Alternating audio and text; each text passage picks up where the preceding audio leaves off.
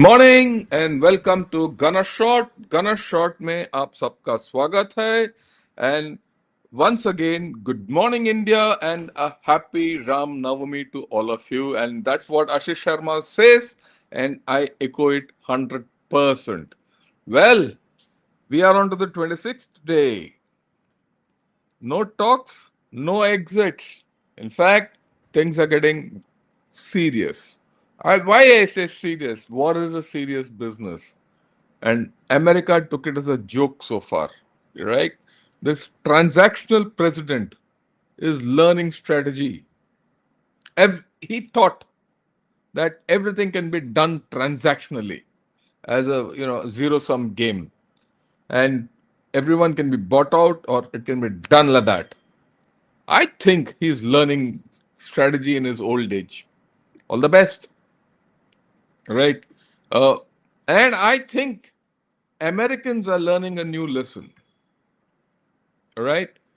And they're not, unfortunately for America, their historic lessons, they're relearning. Let me put it this way. These days, of late, I'm getting the feeling, America suffered Vietnam, America suffered Afghanistan. Iran will be Vietnam plus Afghanistan in a no contact mode if it finishes today. If it gets into contact, well, we'll see what it is. When I say no contact, no boots on ground. Iran is Vietnam less boots on ground or Afghanistan less boots on ground. The way I look at it, it's that. Can American polity have the capability to close this war when it is still got the capability to be ahead? Is a question mark. And that needs political sagacity. Does America have that political sagacity? That's the question mark. At this point of time, I don't see it. Let me be very honest with you. You might be thinking that, look, why is this general changing his stance every day? I'm not changing my stance every day. It's America who's changing its stance every day. And I'm only trying to put it across to you. Right from beginning, I've been saying, without boots on ground, this is going nowhere. That's the history of warfare. You need boots on ground to solve political matters. This is not, we said in the beginning, this is not Venezuela. This is a different kind of fish. And Americans are learning how different this kind of fish is. But unfortunately, their tackle to catch this fish is old. I made a hell of a lot of opening statements. Now let me get into the whole story. Well, Sri Ayadji is not here because we've had scheduling problems between what he did earlier and what I'm doing now. And he's got another program, so he might not join in. That doesn't matter. We'll get ahead. I do hope a lot of people from P Gurus are still watching and joining in. I can see links from P Gurus also. Today is going to be a long session, let me tell you, because the angles in this are too many. In fact, each angle could be a session. I'm going to try and compress it into what little I can. But each angle could be a session. Okay, let's start with the standard way of the way I do it, which we've got used to it. Let's start with the news headlines because the news headlines give you the pulse of the hour. All of us begin the morning with a newspaper, isn't it? Same thing here. Let's start the day with our newspapers. The only thing is that newspapers are from both sides of the divide. What does Al Jazeera say? Okay, let me make it a little bigger for those of you who can't see this. What does Al Jazeera say? Pakistan shares US demands with Tehran as attacks continue. So Pakistan has put the demands, but attacks have continued. Yeah, look at this. Amid US Israeli attacks, people in Iran struggled to survive ailing economy. There's no doubt on ground the Iranians are suffering very, very, very, very badly. Okay. And then, of course, there's another article which says, is headline which says, "Is Iran's negotiating position stronger than when U.S.-Israeli war started?" I would say, not yet, not so. They are in balance, right? Iran is in a position to negotiate. There's no doubt about it. That was always there. But having lost so much of infrastructure, so much of their military, everything, its last negotiating position. It has only two negotiating positions at this point of time. The first negotiating position is, of course, the Strait of Hormuz, which has become the center of gravity of this whole story. The second thing, right? The second negotiating position is that it can hit all the Gulf countries. If you take those two negotiating positions out, Iran is out. The first negotiating position is the tough nut to crack. The second one is the easier one to do. Right? Jawaharlal Bansal says, General Shankar, why opposition parties are compelling government and pushing India into war? I don't think so. If the opposition parties are doing it, they're not. In government of India is under no compulsion to enter this war, and I don't think we are foolish enough to do so. Yes, some opposition parties will talk nonsense because of politics. Please remember, whatever is happening in India is driven by the states which are going into polls next month. Bengal, important for BJP. Assam, Tamil Nadu, and I think one more. I don't remember off the Kerala. So,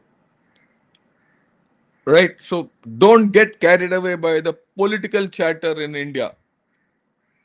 You'll be swept off. Don't go by what the government of India says and what good analysts say. How who's a good analyst, bad analyst, or a bad strategic thinker? You choose. I have no problem. Okay, you choose. And yeah, good morning, Ali from Dr. Saz Ali from Bangladesh. I'm glad you joined in because I have a message for you, but it'll come later in the show. And I'm glad, let me tell you in the beginning that things are changing in Bangladesh for the better after the elections. And I feel that Bangladesh has made a wise choice for democracy. We'll see how it goes later on, but I'll come back to Bangladesh towards the end. Okay, what is the next? Another headline. I'm taking these headlines in a 12 about 8 to 12 hour period so that you get a flavor of the complete thinking. US demands Iran accept defeat as Tehran rejects talk and vows to fight. So US wants Iran to accept a defeat when it is not defeated. Iran wants US to accept defeat when it is not yet defeated.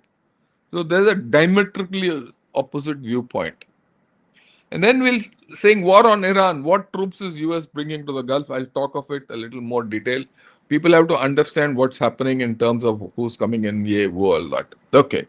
And then what does New York Times say? Very significant headline today.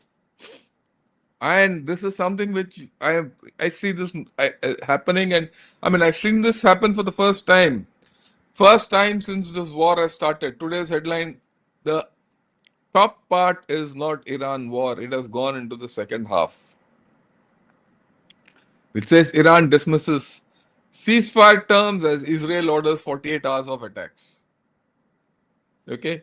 Israel has gone on the offensive. So there are three jokers in this pack. It's not only two.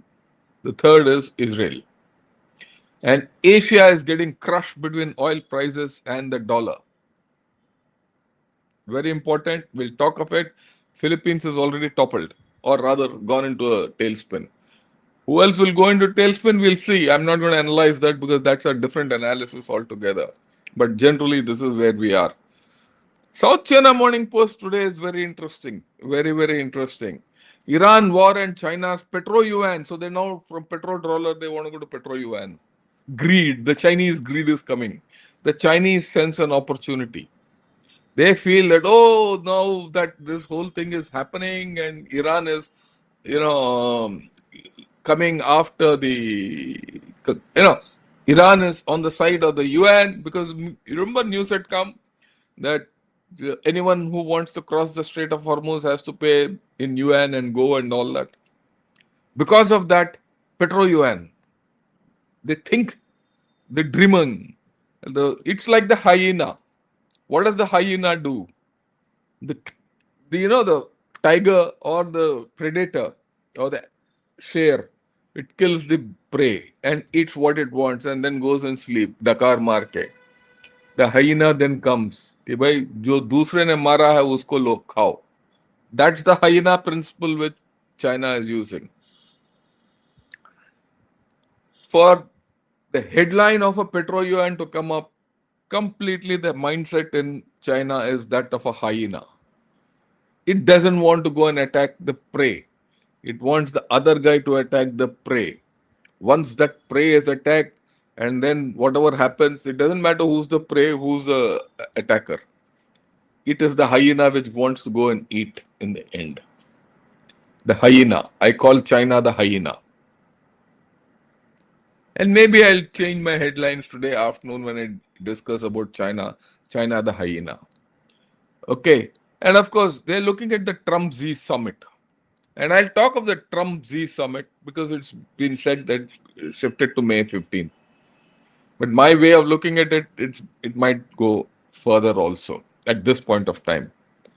The Obviously there's some thought has gone in why it's May 15, but we'll talk of it in the afternoon when I will do today a thing on China, and that's going to also be long. Today is also going to be long. Tomorrow afternoon on China is also going to be long. At this point, I'd like to mention that a lot of people say, "Oh, we want short videos here." War. If you think you're going to cover a war like this in 30 minutes, oh, you're looking at a rabbit's backside there. Too small. You need to cover the entire thing. I'm going to take time. I'm going to take time. Those of you who don't want to be patient, please go. There are 10-minute noodles, 5-minute noodles, 2-minute noodles, all those noodles you can eat. But here, you're going to get the main course. Okay.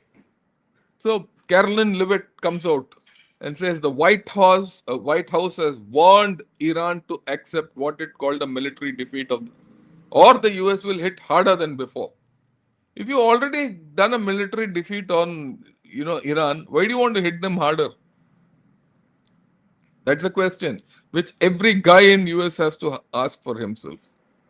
Obviously, there's a problem, and you have to understand that, right? And Iran has, yesterday we showed Mr. Sri Iyer also showed that 15-point plan of US. Iran has reportedly rejected the US 15-point plan to end the war, labeling the demands as unreasonable. Right?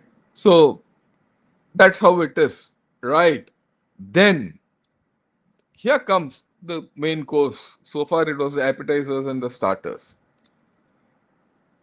Galibaf, the speaker, who was supposed to be the main guy who was going to talk, right? And do this thing. He says, based on some data, he's put this out. Iran's enemies, with the support of one of the regional countries. Who's the regional country? Pakistan. Are preparing to occupy, with one of the regional countries. Who's the regional country in this? UAE. Sorry, my mistake. Are preparing to occupy one of the Iranian islands. All enemy movements are under full surveillance of our armed forces. If they step out of line, all the vital infrastructure of that regional country without restrictions will become target of relentless attacks. The regional country is either Dubai or Oman because they have to get into that Musandam Peninsula at the top. So this is how it is. So let us see how things go. But the fact is, Galibaf has come out with this. Then there's no question of talks. The talks are a mirage. If they do happen, they're a surprise. Then we'll see. Okay. Now at this point of time, I see, yeah, Devi has become a member. Welcome, Devi. What Davely? I mean, whatever. I can't see the thing. It's too small. That's why. Sorry. All right. Has become a member. Welcome to Gunner Shot as a member. Yeah, my presentation has gone. I have to get it back. I'll get it back. Give me a minute. Mm,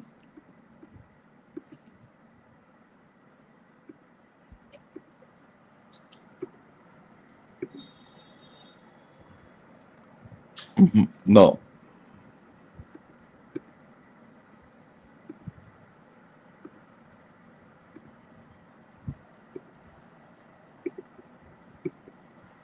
Yeah, we are back. So thanks a lot for joining in Gunner Shot as a member. I was just getting an idea and I'd like a feedback from all of you. Should I have a members only live podcast in the afternoon? If you want to have a members only podcast, I'm prepared to do so. All of you can come then and ask all your questions, and then I'll be able to answer them in detail. So if you feel that members only podcast is required, just keep pressing, and at the end of the show, I'll take a call on it, and then maybe in the afternoon we'll have a members only podcast. So if you want that, you say members only, yes or no, and then of course we'll carry it forward in the afternoon. Okay, so Galibaf has virtually said, take care for everyone. Everyone is on alert. Okay, and then you have to. I'm going to put something out. I'm going to do some hard thinking. I'm going to do some hard thinking on this. And I'd like all of you to, I'd like all of you to, I'll show it on full screen. Please understand what this is all about. See, these are the casualties which have happened. Latest. Iran has suffered 1,500 casualties. All put together have not suffered that many casualties. And what's more, Lebanon, the people, about 1,000 killed. Okay? Now, this is it. Now, here, look at it. Look at this tweet or look at this Fox News, what they have said. Iranians are in no position to make demands on the US. It makes perfect sense that the US is starting with maximalistic demands against the Rump regime, especially considering the US Israel military campaign is ongoing and continues to be successful. Look, the Americans are looking at this whole story through the amount of damage they've did, the amount of casualties they've inflicted on Iran, right? Whereas Iran is prepared to take those casualties and still fight. There's a difference of cultures. The American metric of success is different from what Iran's metric of success.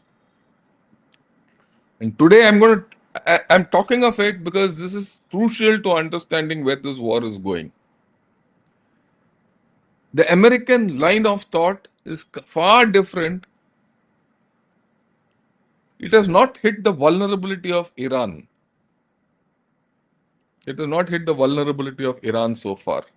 Or rather, it has degraded the vulnerability of Iran but not killed it. Iran, on the other hand, is getting to it. The Americans will not accept body bags. The Iranians are now used to it. Who will fight the war? One. Number two, I said this 20-20-60 rule in Iran. 20% are the regime, 20% for the regime, by the regime, or are the regime. 20% are opposing the regime in Iran. Whereas 60% are non committal. They just want to get on with their life. That 20% is hardened. The 60% is worried. And many of them have probably joined the 20%, the hardened 20%. The other 20% are in the woods. They are creating chaos. They are only contributing to, weakening the regime, but they cannot kill the regime. They cannot kill the regime. As a result, the regime is still hard. It might have weakened, it might have been anything. The regime is still hard. So there is a clash of ideologies, the way America is thinking and the way Iran is thinking. Iran is not looking at its casualties when it says, I'm winning. You have to understand that very clearly. And that is an important issue as we go along. Okay, right. Yeah, we'll come back. Yeah, so that's the thing, right? Next, let's go ahead with the whole story. Right, this is what Arakchi said, and I'll play that clip. He speaks in, Persian, but there are captions. Have a look at it, and you decide for yourself the Iranian mindset. این جنگ تحمیلی، این جنگ رمضان که حالا فراتر از رمضان هم داره ادامه پیدا میکنه، تا همین جاش که تقریبا 26 روز گذشته به یک نقطه طلایی و افتخارآمیز در تاریخ چند هزار ساله ایران تبدیل شد. شاید اینطور هیچگاه سابقه نداشته، من فکر نمی‌کنم در تاریخ هیچ ملتی، که نزدیک به یک ماه در مقابل بزرگترین قدرت ظاهری دنیا، بزرگترین ارتش ظاهری دنیا و کسی که ادعای بزرگترین قدرت یا ارتش ظاهری منطقه رو داره، هر دو مسلح به سلاح‌های هسته‌ای، هر دو مسلح به آخرین تکنولوژی‌های نظامی روس، در مقابل اینها بایسته، مقاومت بکنه و اونها رو در رسیدن به همه اهدافشون ناکام بگذاره. این واقعا یک نقطه افتخار به نظرم برای کل بشریت است. اینکه چگونه ایران و ایرانیان و مردم ایران Look at that whole story, right? He is talking of something else. His thinking is something else. The Americans are trying something else. It comes out. They're operating in two different universes. That's the important thing. Okay. And then, of course, this guy, their spokesman, has come out with 4-5 different statements. He says, Trump, do not call your defeat an agreement. You're just negotiating with yourself at this stage. Nothing will go back to normal until we want it to be. They're very clear. They're prepared to take the losses. They have come to the stage where losses mean nothing. Okay. He says, Rick Sanchez says, Iran is not going to reopen the Strait of Hormuz unless the following conditions are met. These are the ones. 5. Full removal of US sanctions. Compensation for wartime damages. No limits on its ballistic missile program. Withdrawal of American forces from Gulf countries. Continuation of nuclear enrichment talks. So virtually whatever America has said, they've said get lost. This is what we want. They're all both maximalist positions. There is no meeting ground at this point of time. Yesterday, we all were with what Trump said, but it appears that there's a hardening within Iran. It is fully possible still. You might have see something, but let's see till tomorrow because we have time till tomorrow for the deadline which Trump put out, or we'll conveniently forget about that deadline, right? And then, of course, he's given a warning to Pakistan. Iran has given a warning to Pakistan, stating that through Pakistan military regime mediation, there'll be no direct or indirect negotiations with the US. So he's told Pakistan, there's a second warning which has been given to Pakistan. It's a different thing whether Iran will attempt to do anything on Pakistan. Because if they do the foolishness of doing anything to Pakistan, then Pakistan will be forced to retaliate. If Pakistan retaliates, the game changes for Iran significantly. Why? Then USA will force Pakistan to enter the war. And if Pakistan enters the war through Sistan, Balochistan on ground, then the whole game changes. It's a problem. It's a different thing what will happen to Pakistan. But this is the way things are going. Let's see. If I were in US, I will force Iran to hit Pakistan. If I'm anyone who's got brains in US. Okay. And if I have anyone brains in Iran, I will ensure that Pakistan doesn't get upset. There's no stern warning like this. So this is a foolish, thing both ways. It cuts both ways. All said and done, don't forget that Pakistan has got a professional army. The different thing, they'll have to fight in different difficult conditions. Yeah, all that. That's a whole different ball game. And here it's important. This thing which he came out with, considering that all American bases in the region have been destroyed, American commanders and soldiers have fled and taken refuge in hideouts outside the bases. We are searching for them. All that nonsense. But the bases in the Gulf, American bases in the Gulf have taken a hit. How much they are operating from there is a question mark. And if there's a ground force to come in, those bases are required.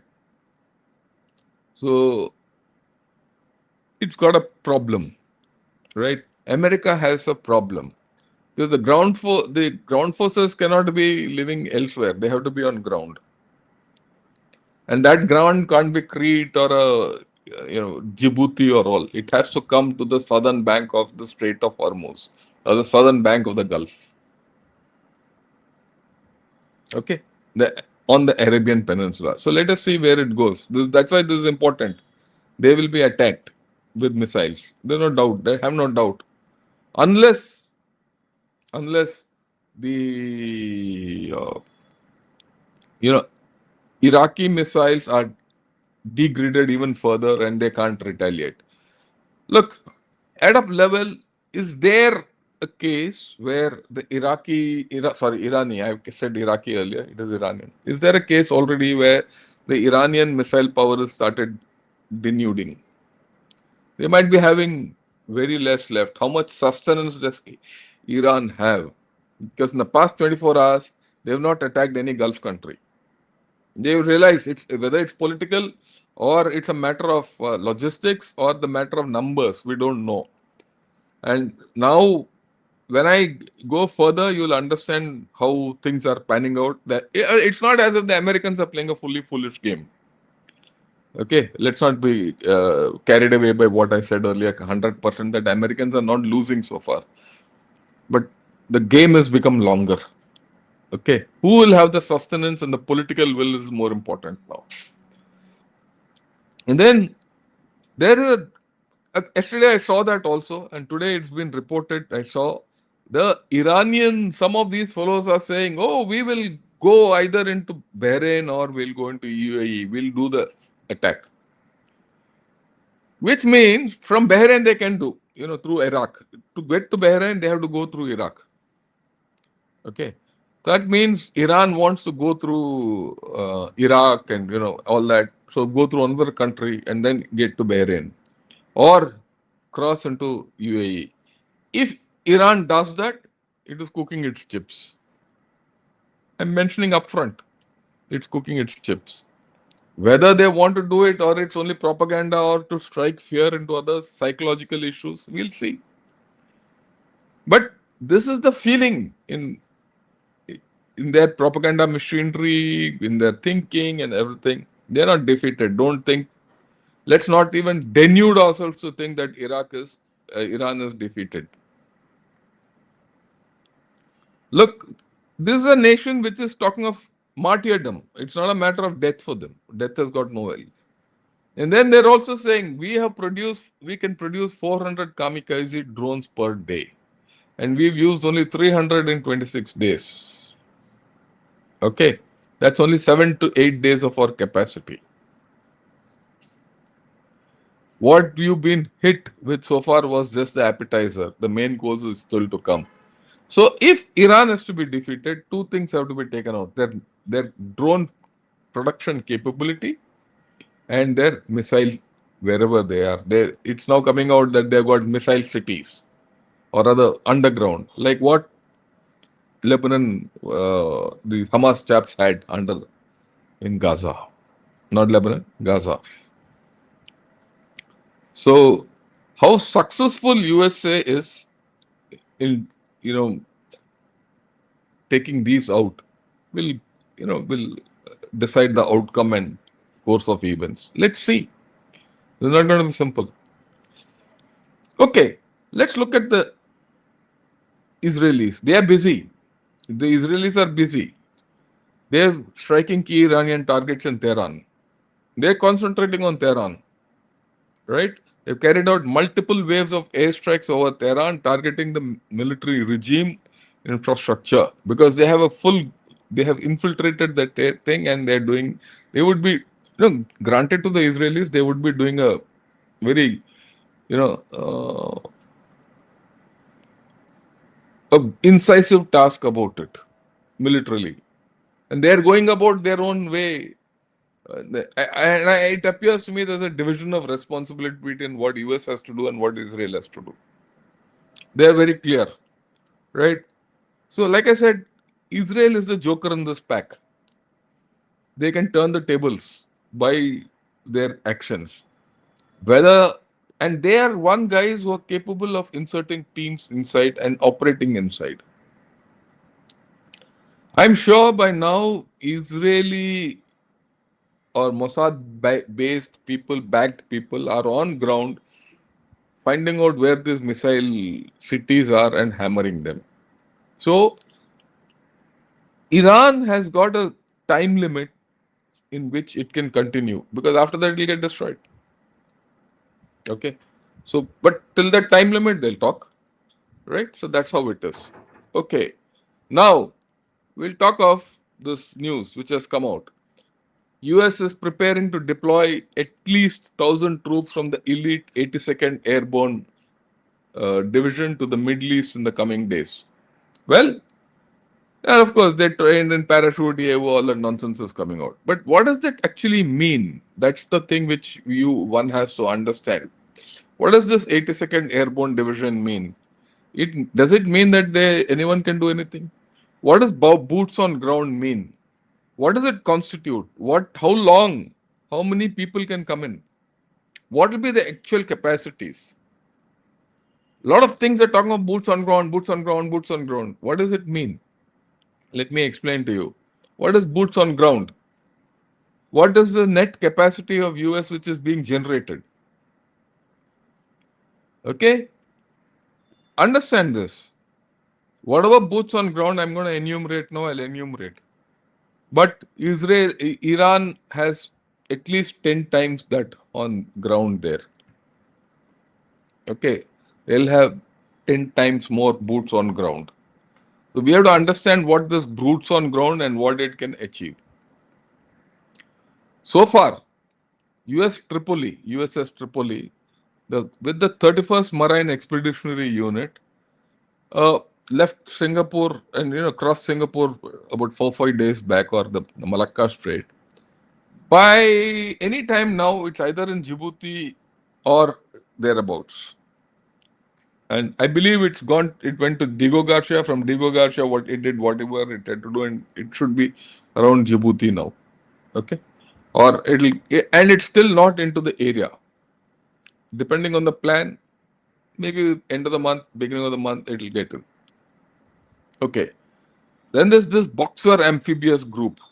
It departed San Diego. San Diego is in the west coast of USA.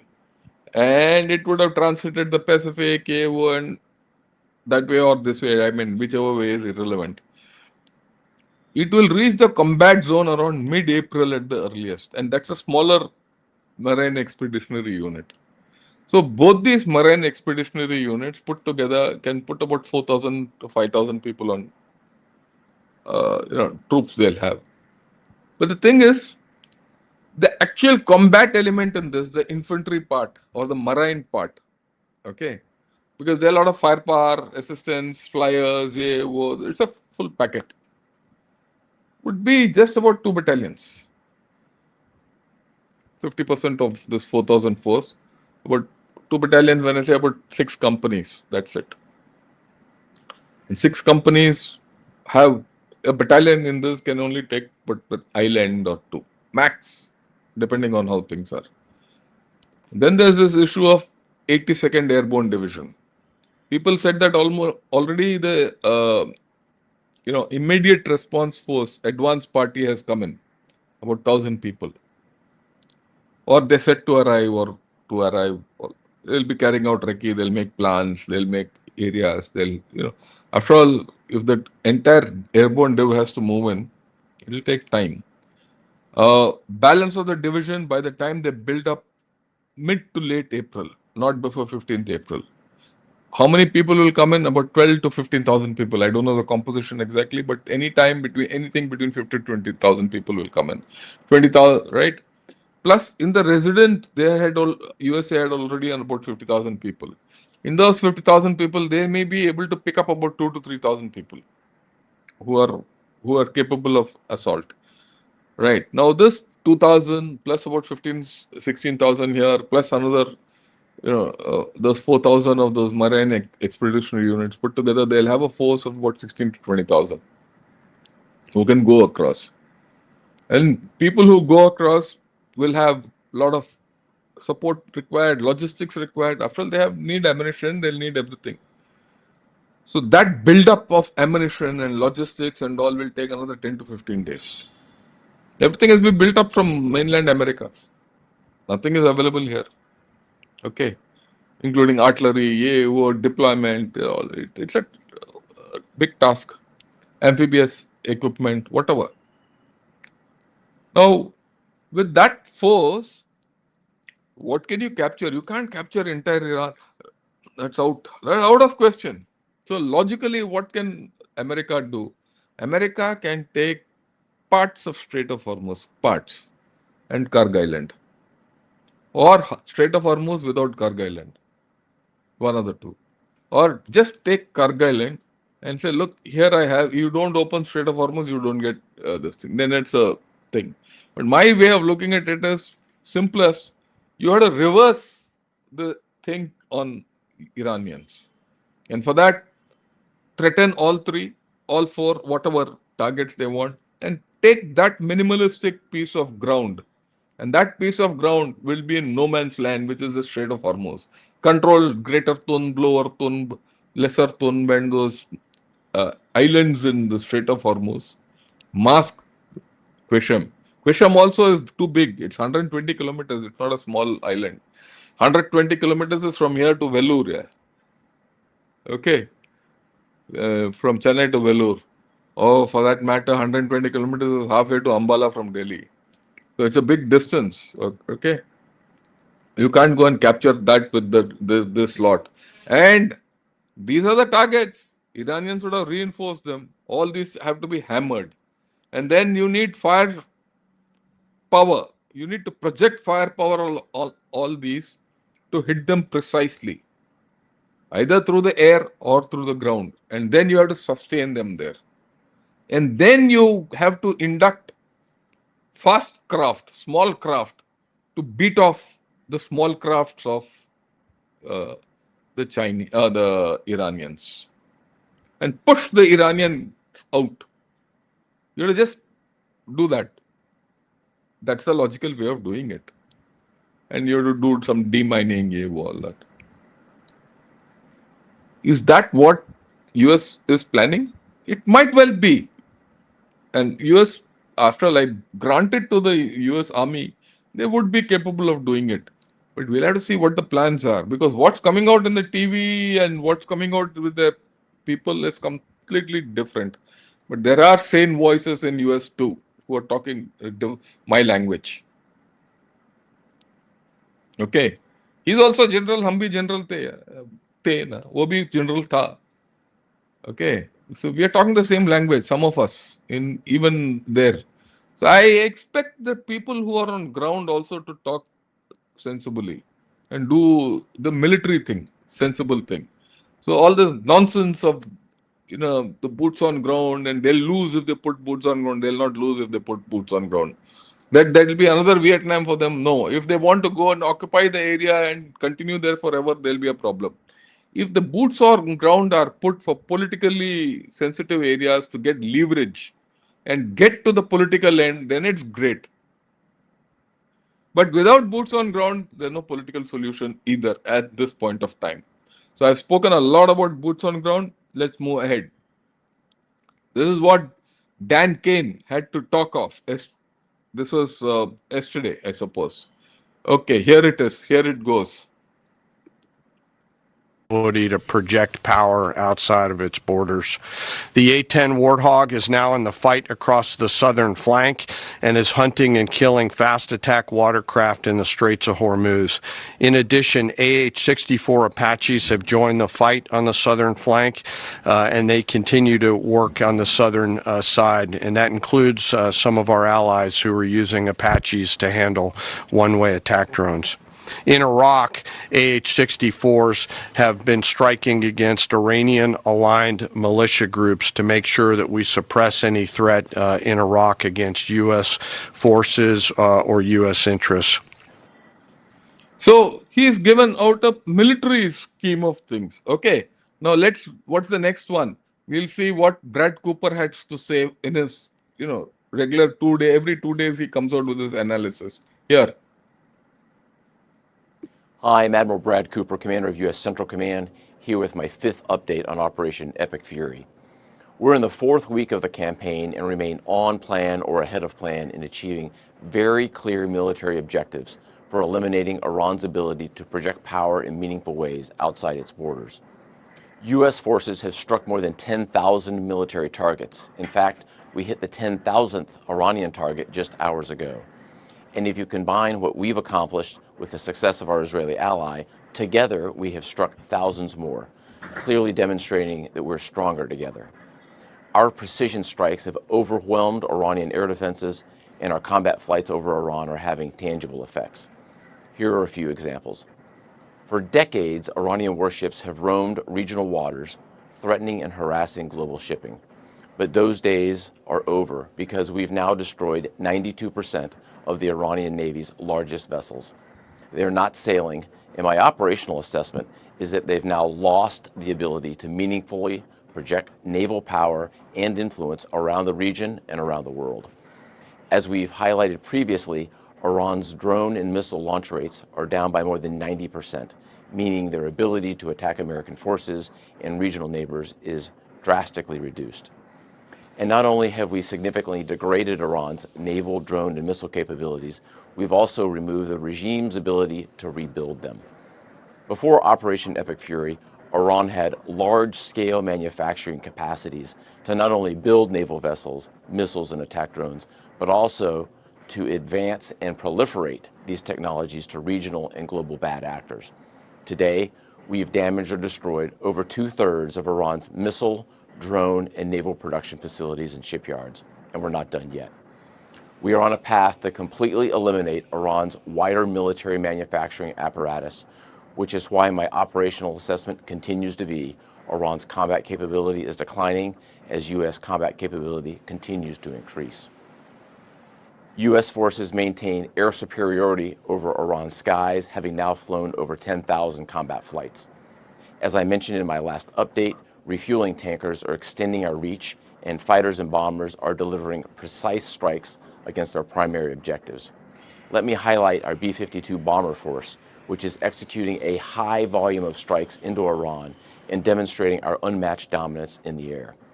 Now in their 8th decade of flight, our B-52 bombers are executing strikes into Iran with up to 70,000 pounds of munitions on each mission. Our B-52 pilots and aircrew embody the courage and resilience of the more than 50,000 American sons and daughters serving in uniform during this operation. There is no adversary too determined, no mission too difficult, and no task too great for our soldiers, sailors, airmen, Marines, Guardians, and Coast Guardsmen. I just could not be prouder of our troops, and I know the American people share that same pride. Thanks so much. Godspeed. Yeah. So what have both Dan Kane and Brad Cooper given you? They've given you a bean count, largely. Right? They've given you a bean count. Right. So this fellow is, yeah. They've given you a bean count. of what they have done. What are the outcomes? What is the strategy? That strategy is not coming through. You know, I, I've had this problem right from day one. And I was searching. Rather than me telling that, look, that strategic thinking is not coming, is I waited for the Americans to learn about it. So here it is. So this is okay. Who is this chap? He's Jim Mattis. Who's Jim Mattis? Jim Mattis was a 4-star of American Army. He was General Jim Mattis was the Secretary of War, Pete Hegseth's predecessor long back. With whom? With Trump in the first thing. Trump fired him. That's okay. And I've always felt right from beginning that Jim Mattis talks sense. Look at what he says. Right? Look at what he says. Because the strategy is important as to what you're going to do with your forces. It's not what your forces are doing. What your forces are doing is as per your strategy. You can hit 200 targets, 2,000 targets, 10,000 targets, but will it achieve a outcome? That is the question. Look at what Jim Mattis says. One of their senior generals is talking my language. Is a situation where targetry never makes up for a lack of strategy. Targetry never makes up for lack of strategy. Okay? Important. And by that I mean 15,000 targets have been hit. There have been significant military successes, but they are not matched by strategic outcomes. So he says 15 to 20,000 targets have been hit, but they're not matched by strategic outcomes. Okay. Now, some of the strategic outcomes early on, unconditional surrender, regime change, we're going to dictate who the next supreme leader is. Those were clearly nonsense. Those were delusional. So he said they're all nonsense. Because the strategic outcomes, that's what the aim. 2 days back, 3 days back, I said, I find that the Americans have lost their aim in this war. You go into a war without an aim. Selection and maintenance of aims is the first principle of warfare. That's the first principle of warfare I learned when I was a young cadet. And you know who taught me that? General Shankar Roy Chaudhary, our chief, long back. Okay. He was my battalion commander in IMA. And one of the first things was, principles of war. The first principle of war was selection and maintenance of aim. At that time, I didn't probably understand what the selection and maintenance of aim in a war is. Today, I'm understanding. Of course, I did understand it in my service, but today, that understanding is even more stark and clear. That's why this weathered old gentleman who's next to me here, right? He's got a similar kind of a face like mine, weathered old, hanging and wrinkled and all that. They're talking the same language. You have to mark, strategic outcomes with what you put in. You can kill. It's like insurgency. You kill any number of people. If you don't kill insurgency at its root, you're gone. That's why Indian Army did huts and mines. Okay. I must tell you this. They're very important. You think I'm talking in the air and all that. When I was a brigade commander, I was in the thick of counterinsurgency in Assam. I had the best success rate in that area, entire Eastern Command. My army commander said, "Oh, your brigade is doing something completely different from this thing. The kind of success we are getting here is unprecedented." But I had the least number of kills of militants. I never went for kill of number count. No, I had 0 human rights allegations against my, cases. I'm not saying allegations. Allegations are part of that story there. Cases, lodged against me or my men. Zero. I still meet all my men, and my officers and all. They say it with pride, right? And maximum political outcomes. I got elections conducted there in my area of responsibility successfully, despite the fact that some of the current government at that point of time wanted to pressurize me to do certain things. I didn't bend. I had maximum recovery of arms and ammunition and weapons and drugs. So it's not the number of people whom you kill, it's the outcomes you get. And effect was later, much later, when today, if you go to those troubled districts, there's peace out there. These people have gone, Americans have gone astray, but yet they might win because of sheer brute power. That's a different story. Okay, and then, oh, sorry, I have taken it out. Now I have to get my slide back in. Wait for a minute.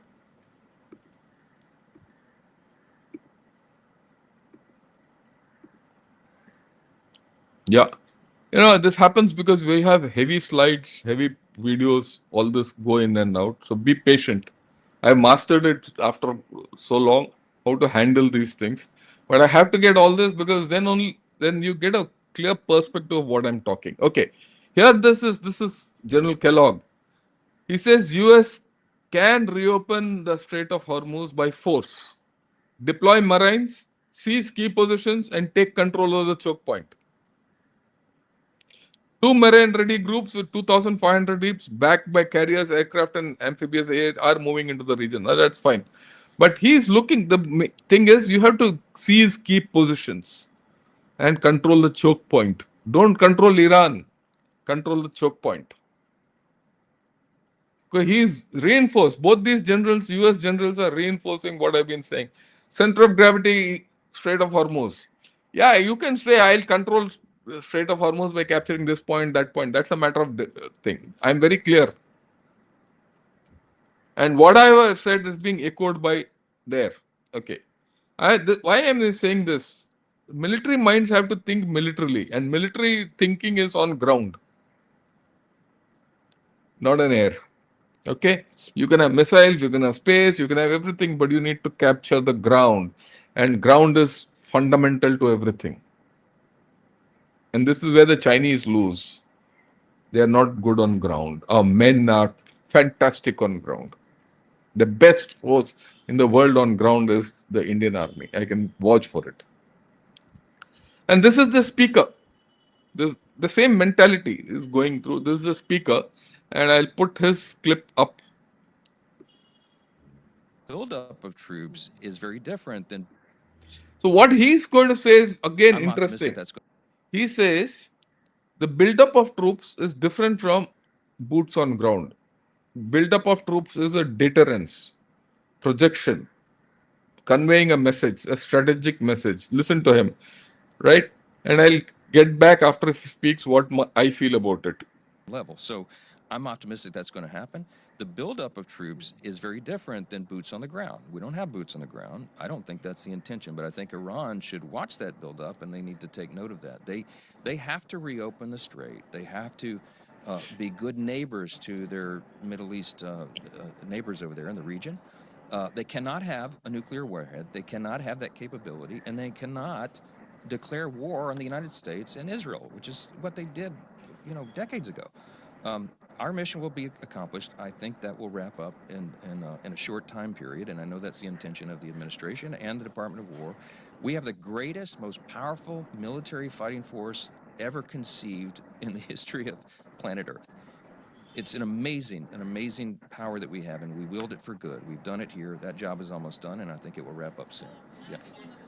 Yeah, so this is the Speaker of the United States. He's coming out and giving out this. He says there's a difference between putting boots on ground and build-up of forces. Build-up of forces is power projection, giving a strategic message to Iran. And he says Iran should take note, and we are the greatest power, all that nonsense. But that greatest power is already projected. Everyone knows. Despite that, the Iranians are doing what they want. Will this build-up give enough leverage to open the Strait of Hormuz? I doubt. Then what? Right. The second thing is, why has the US speaker come out? I'm sure today morning, Shreya did speak to you about what's happening, their domestic politics. There's a churn in the American domestic politics. Okay. How will that churn affect political thinking and decision making is something which we'll have to see. Because that is going to dictate how the exit ramp gets unfolded. See, exit ramps are political ramps, they're not military ramps. There's a political decision. The Iranian exit ramp is very clear. How will this pan out is the thing.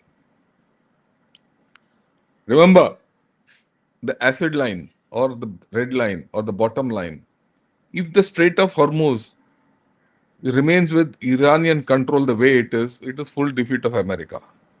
If there's a shared control of the Strait of Hormuz, it still is a defeat of American system.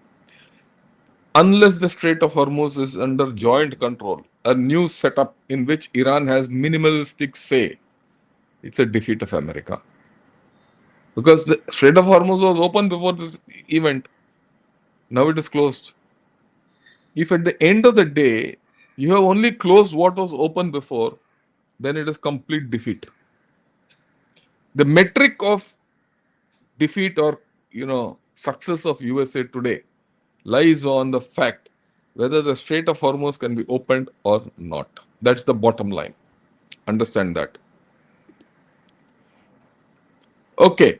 Now, having said this, let me get back to the presentation of mine that slipped off. I have to share my screen again and share this window. Yeah, so we come back, right? Now, here, UAE. Now let's get the ideas of others. Now, UAE has come, said, look, we have confronted so many things. There's a problem. The Iranians are violating our issues. They've gone to UN. This is the statement of the representative of the United Arab Emirates of the Human Rights Council. Okay. UAE continues to confront 26 days of Iranian attacks and targeting civilian infrastructure, and they built out everything. He says UAE calls for strong international action on human rights violations. So they're framing it differently. Now the UAE is against Iran, predictably. And then Kuwait. Security and prosperity in the region is indivisible. Kuwait and the Gulf countries do not wish ill for Iran, and they're not fulfilling an Israeli agenda or pursuing offensive action against Iran. Iran attacking the Gulf states is not helping its cause. So politically, Iran is losing.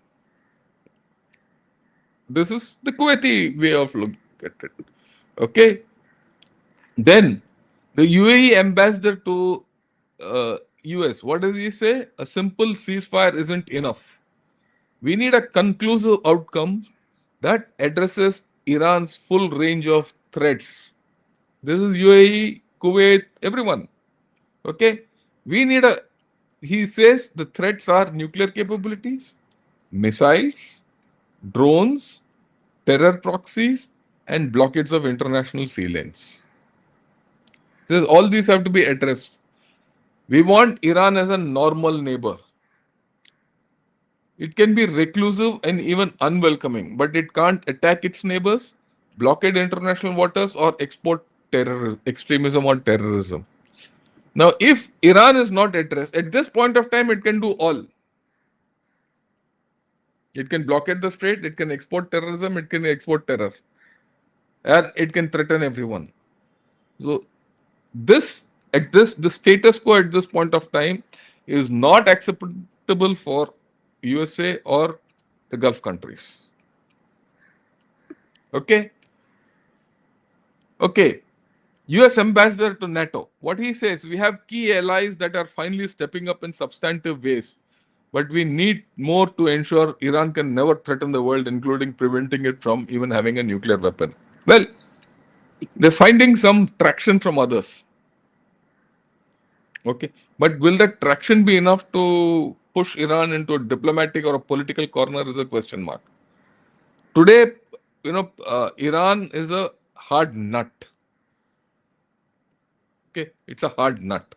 And you can't easily, what shall I say, break it. As this war has gone, Iran has become a harder nut with a hard exterior. The internal thing is mushy, but that exterior is hard. You're not able to break it. And that can be broken only politically. Okay, let's go ahead. Or the Strait of Hormuz. What does MBS say? Because this is in Arabic with subtitles. Watch it, because then you'll get the feel of what others think. Right? It's a little long today, but I'm going to be deliberately long. I'm not in a hurry. Okay. Right. So what does MBS say? Now let's hear what MBS has to say. شك مشاريع كثيرة في العالم هدامة، وللأسف اليوم أن أغلب هذه المشاريع الهدامة موجودة في الشرق الأوسط وبجوارنا في المملكة العربية السعودية. هناك نظام إيراني نعرف جميعا بأنه هدفه هدف أيديولوجي بحت، ليس هدفه خدمة مصالح إيران والمواطنين الإيرانيين، بل هدفه خدمة مصالح الأيديولوجية الإيرانية، والأدلة كثيرة من 30 سنة الماضية، وآخرها حصلوا على 150 مليار دولار لم يبنوا حتى شارع أو مجمع سكني أو مجمع صناعي. Yeah, I can understand you can't see this because it's not, it's in Arabic and the subtitles are small. But the fundamental thing he's come out in this whole story is that it's not acceptable for Saudi Arabia, right, to accept what Iran is doing. Okay. The moment that equation has come in, right, if Saudi Arabia enters this war, then the whole game changes. Whether Saudi Arabia will attempt this war or not, enter this war or not is the issue, because that's a big one. If Saudi Arabia enters, they'll force Pakistan to enter because there's a pact. Otherwise, Pakistan is in trouble. So, and this is what I read a few or heard a few Saudi commentators saying. We'll invoke that pact. And there's a nuclear umbrella. A lot of angles change. That's why I said if Pakistan enters the fact, this war, the whole story will change. But how will it change? Where will it change? We'll see. But the fact remains, Saudi is the key. The second, one or two, three keys in this whole story. Let's see where it goes. But this statement by MBS is pretty strong. I'm sorry, the things are very small, which you can't see. Even I couldn't see it. But it was very clear when I saw it on a mobile. That's why I put it. Okay. Now, interestingly, Malaysia has come out in support of Iran. So it's not as if Iran is completely isolated. But what can Malaysia do to support Iran except saying we are in solidarity with them? Right? It's weak. And as this is going on, the global effects are taking shape. Yesterday, Philippines president has declared national emergency. Why? Because Philippines is exposed. Because all its fuel and fertilizers come from the Middle East. Energy shortages have reached a level where it has gone into emergency. Now, who will help Philippines out? The question mark. Added to that, there was a typhoon yesterday. And that typhoon has wreaked havoc, yesterday, day before, wreaked havoc in Philippines. So will US help them out? Should we help them out? There's an opportunity for India. So we'll have to see how to do it. So I'm just putting this because there are collaterals happening about this whole story elsewhere. And there's this thing, that desalination plants will be hit and UAE will run out of water or Bahrain will run out of water and all that nonsense. I saw this nice clip, right? I saw this nice clip. Yeah. So this nice thinking about the UAE water and desalination plants. I'll just play it out. It's very nice. Okay, have a look at it.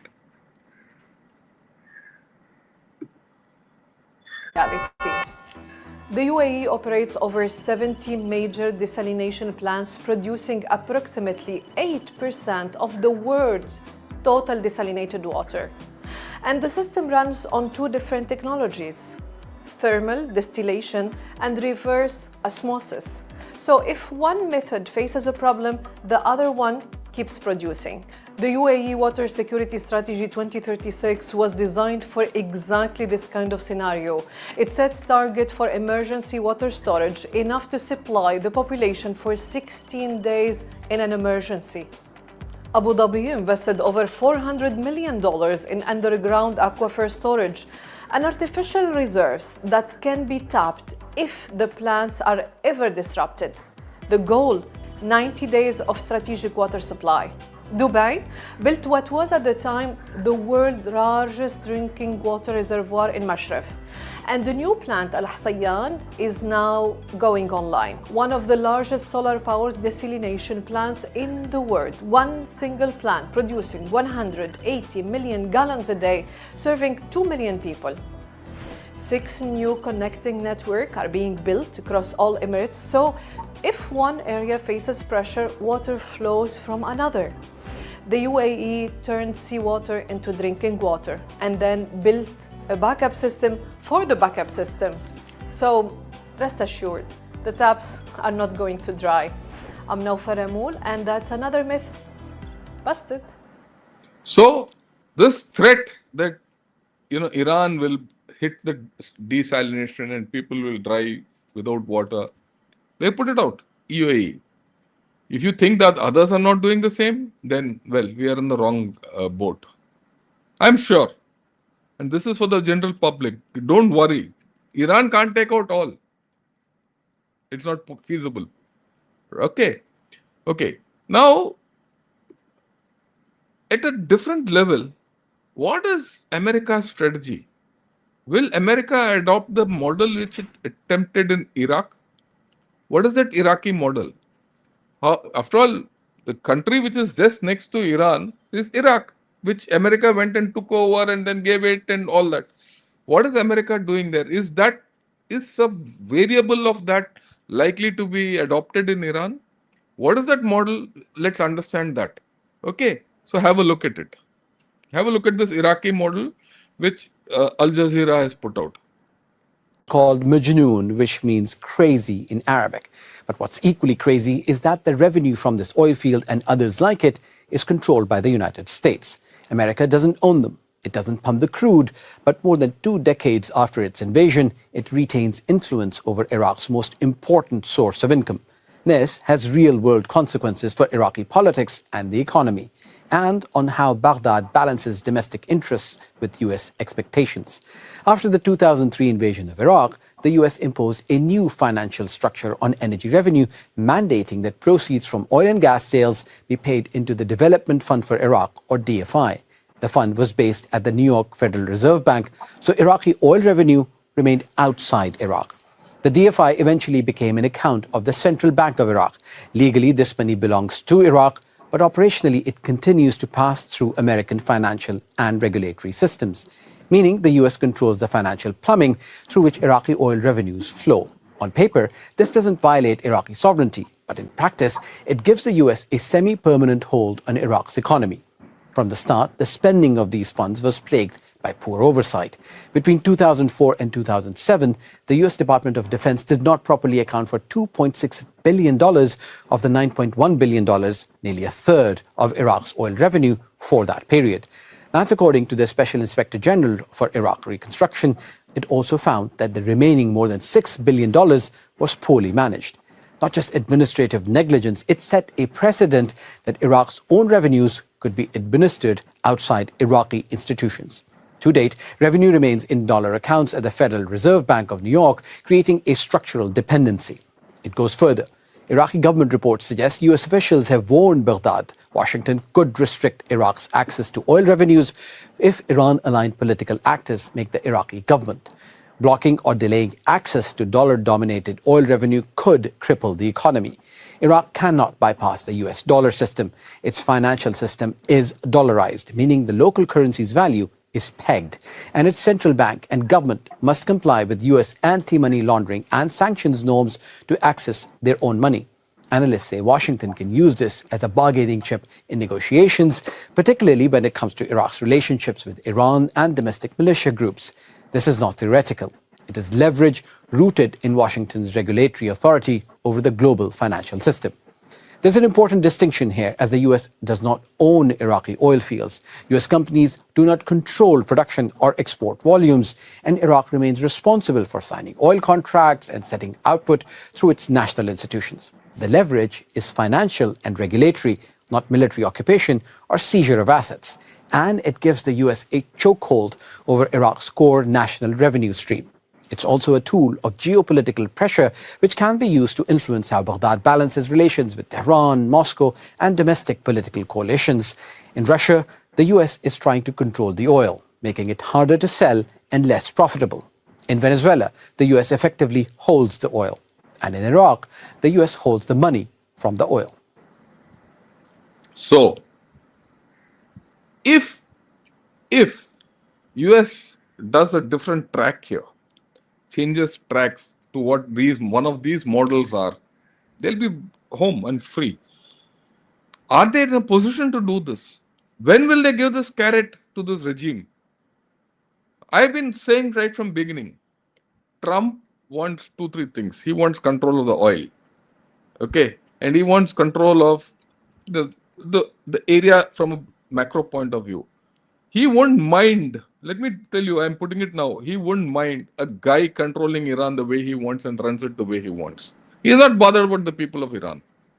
He is not bothered about who the leader is. All USA wants is Iran to be politically okay with USA, and their oil is under his control in some form. There were 3 models. I thought this was an eye-opening kind of a thing from me, at least. So, is there a requirement for the US system to go back to its original plan and redraw and see where it is going? Because as it is going, you keep putting the first boot on ground. The first boot on ground will suck the second boot on ground, and the third and the fourth, and then before USA knows anything, it's stuck too deep. Where is that exit option? Exit. And that is what I like what our air chief said about the exit option for India. Okay, which we took it during Op Sindoor. On the 4th day, objectives met, we exited. Okay, but as we're doing, let me turn our thing to India. Where does India stand?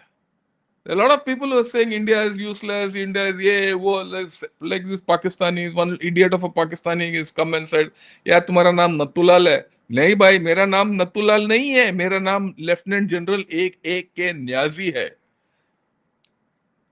ठीक है, right? क्या करेगा गाजी जब तुम्हारा general हो न्याजी? पाकिस्तानी जी, मैं आपसे बात कर रहा हूँ, right? There's one chap, Waseem Bajwa ji, क्या करेगा क्या Niazi Niazi, jab, yeah, no, let me put it, I'm not good at Urdu, I'm after all from the south. क्या कह रहा है गाजी जब तुम्हारा जनरल है न्याजी? देखो, है ना? Right, so that's how it is. So ultimately you have to think differently. Okay, so what is India doing and why are people thinking differently about India? If there's one victor so far or one person who's not touched by all this is India. Have a look at this. Are riding high. So just this morning, India's Reliance confirmed it's like one of the largest industrial conglomerates in India. They just purchased 5 million Indian barrels of Iranian formerly sanctioned oil, a bunch of ships that just passed through the Straits of Hormuz straight on their way to New Delhi. All right. And so the Indians, again, look, it's not just my heritage. I just respect the way these people conduct business. They're like, look, we're not with America. We're not with Russia. We're in it for us. There's cheap oil on the market. We're going to buy it. What did they do? They're not party to the war. They called the Iranians up. Modi's like, my dear friend, the president of Iran. Every leader is his dear friend. He calls them up and he's like, hey, I need my ships through. I need oil. They're like, okay, no worries. Although I think the U.S. also gave them the green light. No, to do that too. But yeah. I'm saying, if you put all this together, you can clearly very see here that other countries are exploiting and going end loops, to the extent that they can around the United States. So what does Iran feel? They're in the pole position. They're able to command the strait. They're able to demand, in some cases, there are reports of people paying $2 million for passage, which is approximately $1 per barrel. Easy. They'll be able to reclaim that in an insurance surcharge later on down the line. They actually. So you see what he says? We are okay. India is okay. There are more things coming in. Yesterday also I mentioned this. Right? By evening we'll see what's the progress on those ships, those 22 ships which are there. It will come in. Some gas is coming. So we are okay.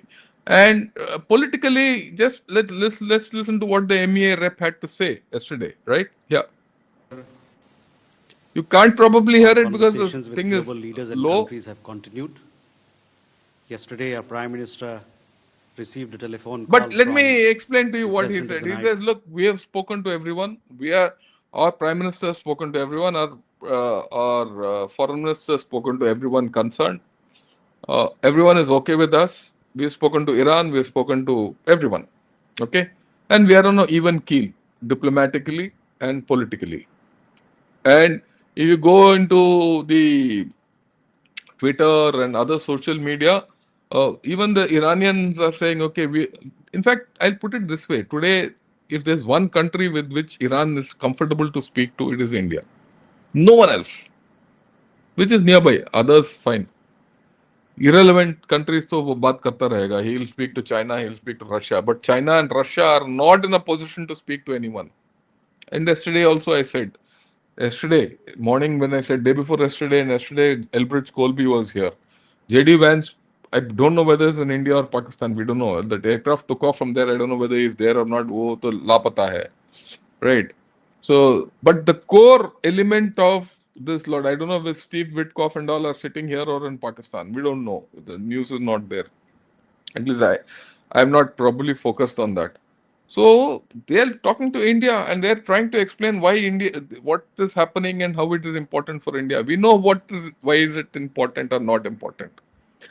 Look, at the end of the day, the Iranian regime has to change. Iran, as it existed politically, hitherto cannot exist. It cannot exist. You need a new regime there. Is that regime there? Can this regime be convinced to function in a new way? That's the thing, right? You can't have an Iran which exports proxy terrorists to Lebanon and repeat what happened on October 7th. No, that's not on. Or keep threatening you through Houthis and all that. We, as a responsible global player, need to impress Iran to come to the table and become a normal country. And get to that thing where they are on board with others. If in the process US can convince Iran to get onto their side, so be it. So be it. Otherwise, well, this will continue. But I think we are in the best position to do so. People are talking of Pakistan being a mediator. It is only a broker in between. Broker pata hai na kaun hota hai? He'll take money this way, and say, yeah, you talk, I am out, I have my money. That's what Pakistan is. We are not in that business. So that's been clarified by our foreign minister also. Then, of course, the thing which I wanted to put across, which I said, I promised that Bangladeshi gentleman in the beginning, I'm going to put across now. Just wait for a minute. Let me get my screen up because that has been slipping off. Yeah. So, yeah. Now, this good lady or Joint Secretary Energy, Petroleum Ministry, she came out and she gave the status of the LPG, crude oil and all that. I don't see why people are panicking. You might be a little delayed, but there's no shortage. Okay. I've also booked a gas cylinder. It's been 1 week. I've not got it. It's okay. It'll come. 10 days, 15 days, 20 days, it'll come. Things will happen. Petrol is available. I don't know why people are saying petrol is not available. And that's what she said. I'll not play it because we already 1 hour, 20 minutes, and we still have to take some questions. Okay. And of course, the last thing which I want to tell the Bangladeshi person who came in the beginning, I said I'll get back to you. March 25th, yesterday, 1971, is observed as Genocide Day. On the occasion of Genocide Day, I present my deepest respect to all martyrs. Who's put it out? The Prime Minister of Bangladesh, Tariq Rahman. In the history of freedom-loving Bangladesh, 25 March remains one of the most disgraceful and brutal days. It is a genocide day and the Operation Searchlight and all that. And it put out a long letter. I'm glad that Bangladesh is rediscovering its roots, its history, through Tariq Rahman, whose father also was part of the freedom struggle. They had different views, but they sacrificed their today for the tomorrow of Bangladesh, which this Yunus was revising and denigrating and things like that. But that is being restored. Bangladesh must restore its own history. They fought for their freedom. Indian Army enabled their freedom, but the real freedom fighters of Bangladesh were those people who went through the genocide at that point of time. And I'm very happy that Tariq Rahman comes out with this. It marks a change in the attitude of Bangladesh.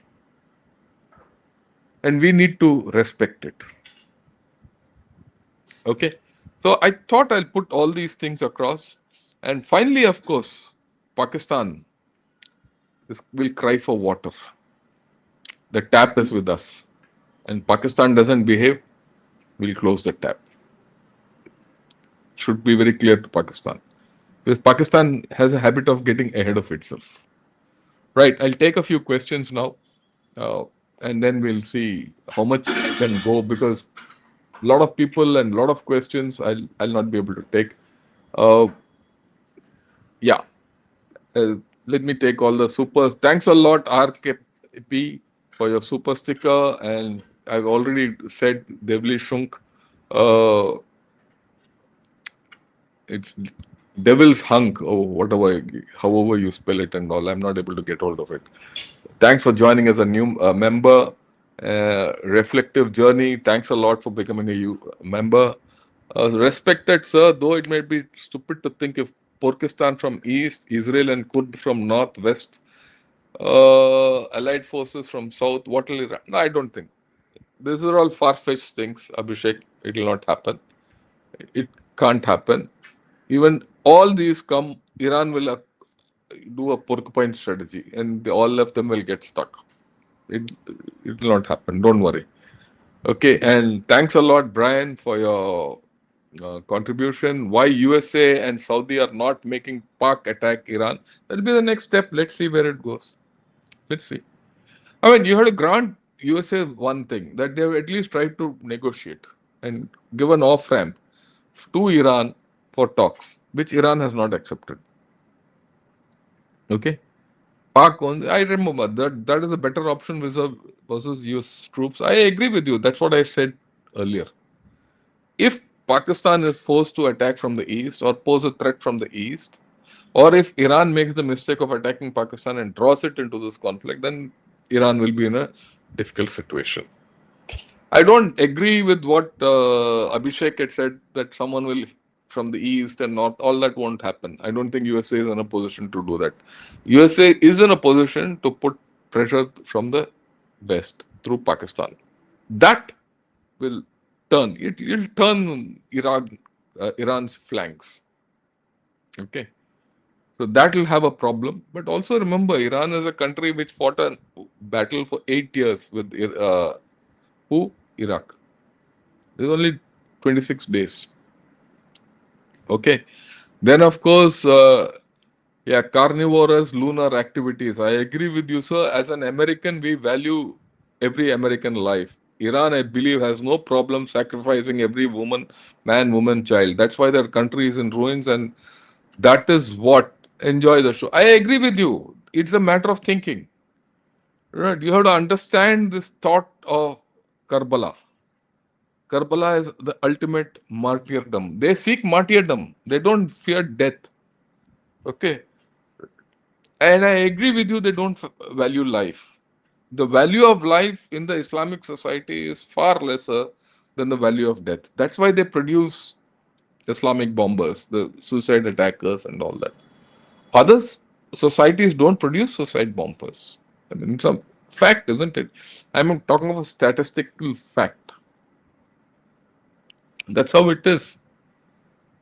Democratic societies, free societies, don't produce extreme people.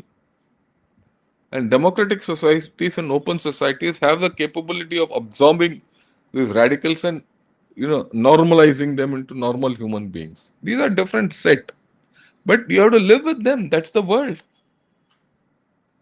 Okay, and you have to normalize them and make them behave the way you want them to behave. In this process, these things will happen. I'm also of the opinion that the Iran which is going to emerge after this, if it is victorious, will be a bad Iran for the world. Okay, so let's see. And America and USA has to change track to do what it has to do. I don't agree with this thing that you have to put boats on ground, but without certain amount of boots on ground, you can't go. So where does that fine cut is what America has to decide. And to that extent, this whole story has gone wrong because the boots on ground were not there from the word go. And that's why Iran has reacted the way it did. If the boots on ground were there from the day one, Iran's reaction would have been far different. Okay, that's how it is.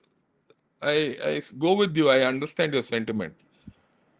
Do you know Professor Ted Postel and his analysis on the recent war, specifically his claims on American interceptors not working? American interceptors have been working. Please understand.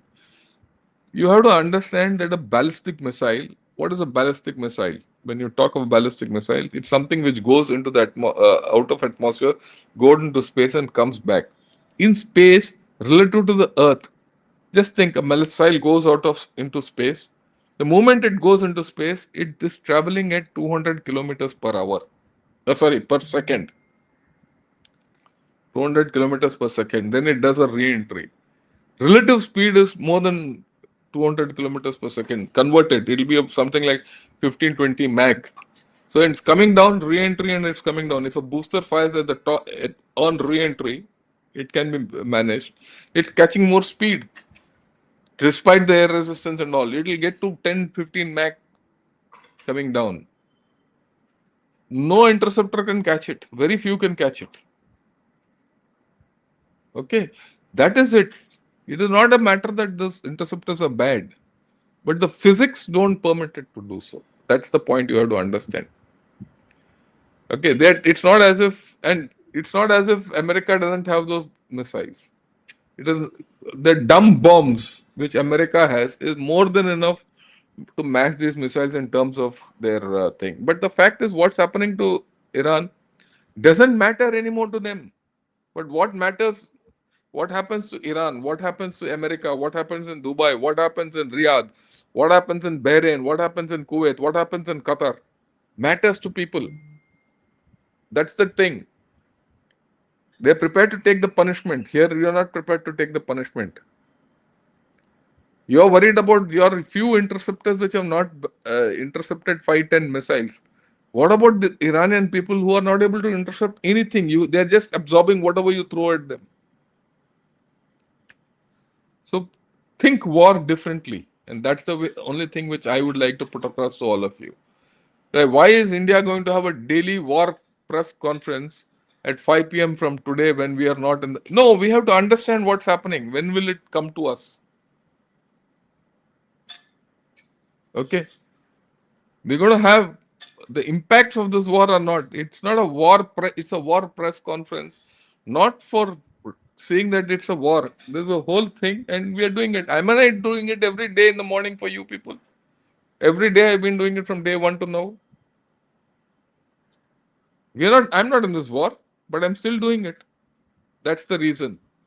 Right. And okay, KP Sudhakar, thanks a lot for becoming a YouTube member. Right. I can't take any more questions. We have 1.5 hours into the show, and as it is today was a delayed program because of other issues. What I'd like to tell all of you is, okay, today I'll come back at 2 o'clock. We'll talk of China and where it is. But I'm not going to make it a members only show in the afternoon today. But I want more members, and I will start members only show from tomorrow. Only for members live. The others can see it later, because a lot of members, I mean, I'll put it this way, have paid money and they've asked questions and I'm not able to answer them. Okay. I'm giving 24 hours notice. From tomorrow there'll be a members only show. Depends on when, and I'll do the third show. If I'm forced to do, it'll be only members. And I'll make it interesting. And like the next show after this will be on Pakistan and Iran war and all those things. That'll be day after. So I'm going to make some members only show. So you want to be part of it, welcome. And I can then focus on the questions which members pose to me, right? And let them have that exclusivity after all if they're paying. And it's not much, like it's about 100, 200 rupees. That's it. Right. With this, thanks a lot. Have a great time. Enjoy yourselves. I'll meet you at 2 o'clock in the afternoon. It might be 2, it might be 3, but I'll come. Right. We'll talk of China. That's far too important. Till then, have a great day. And those of you who are from P Gurus, also subscribe to Gunner Shot. All from Gunner Shot, please do subscribe to P Gurus. We are not different, right? We might have some scheduling problems here and all, but whenever we can, we'll come together. Till then, have a great time. Jai Hind.